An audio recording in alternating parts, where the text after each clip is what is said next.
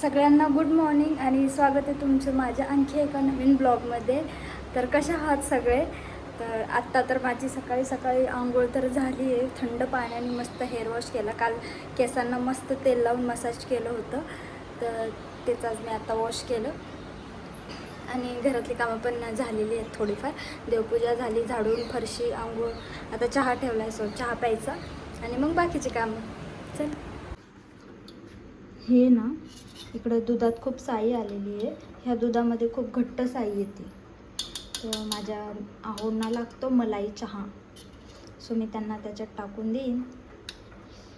याचं तूप तर एक नंबर होतं, मी केलं पण होतं 2-3 वेळा, पण आता थोडंच आहे ना, तर आता फक्त खाण्यासाठी काढेल. आणि इकडे चहा पण ठेवला आहे उकळायला. मला खूप आवडते साई. फक्त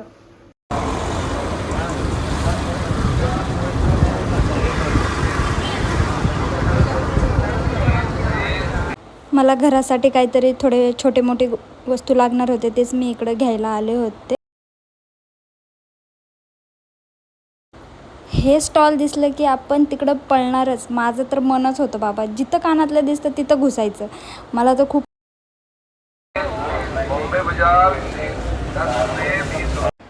त्यानंतर मस्त रात्रीचं असं काही जेवण होतं.